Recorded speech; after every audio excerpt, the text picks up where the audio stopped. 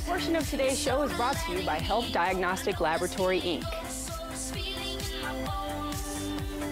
Welcome back to the broadcast. You know, Tuesdays are always fun for me because I get to sit down and chat with the folks from the Health Diagnostic Laboratories. Boomer Cornwell is back now to chat more about their test and a specific indicator, and we are talking bad cholesterol. We are. Yes. Yeah. You know how I remember that? LDL and HDL? How? LDL, I just think of loser. L for loser, like that's the bad one. That's interesting. Yeah. That's a good way of thinking about it. Yeah. However you can do it, right? There you go. There you go. However you got to remember it. That's right. So why is it bad, and how do we?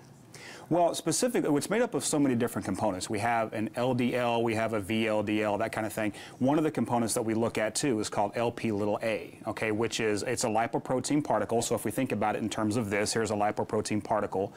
And we picture what's called an ApoA, which is an abnormal kind of corkscrew type structure that grows out around it.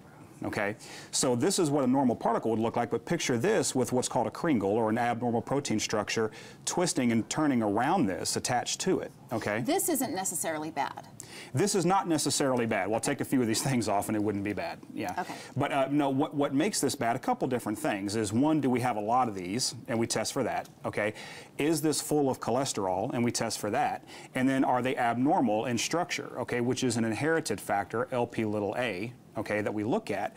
If in fact you do have that inherited ability to have the abnormal protein structure growing out of it, well, basically you take this, and this is the way I describe this. If I were to throw this against the wall, it would bounce back and come back to me, and okay, it wouldn't cause a problem. If I put a bunch of corkscrews in here and throw it against the wall, it'll stick to the wall. Okay, and that's exactly what it does to the vascular wall in your arteries and that kind of thing.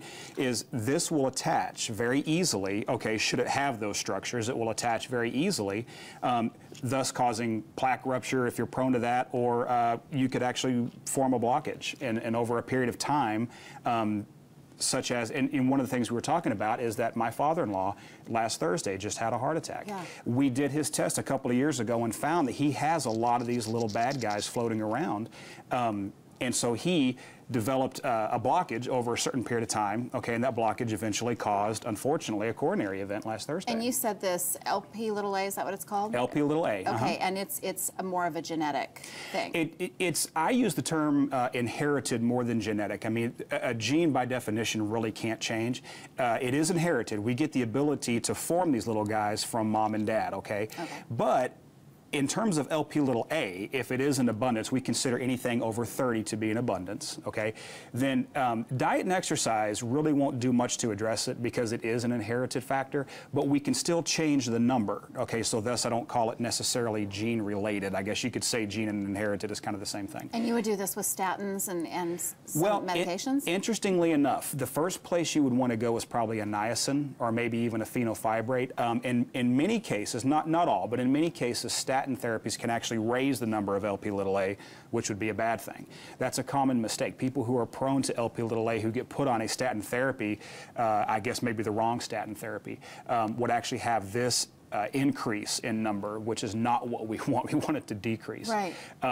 This is very atherogenic. It's very dangerous. In men... What's atherogenic? Atherogenic meaning something in the vascular wall that can cause heart attack or stroke. Okay. A process, an atherogenic process. Interestingly enough, in men, we typically see that this will manifest as heart attack. In women, we see that it will manifest as stroke, okay, or what they call cerebral. Wow. So one of the ways, in terms of who should be looking at this, I mean...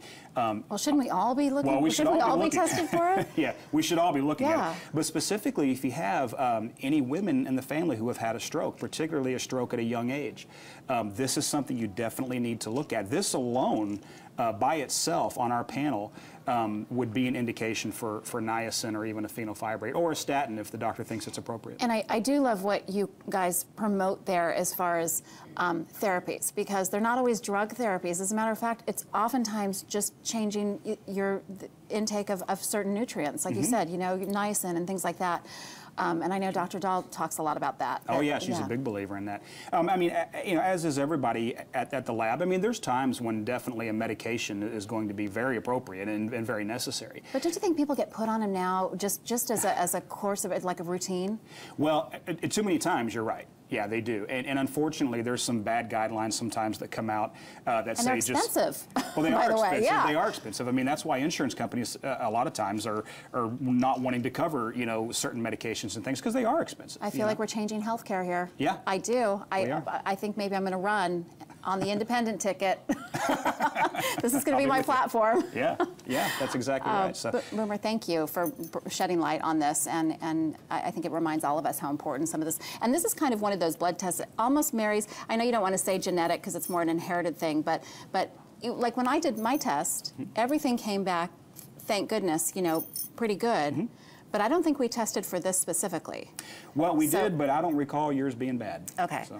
But my point is that you can be good in everything else, and you can still have this inherited tendency to make this. Absolutely. And again, this one inherited tendency is a call for treatment at that point. If everything else is green, this alone means you got to do something. Oh, yeah. Get your blood tested. You can talk to your doctor if you are interested in getting any of the HDL tests. We'll have Boomer and his colleagues back with us every Tuesday to learn more about how their tests can really help you and your family get a handle on your health.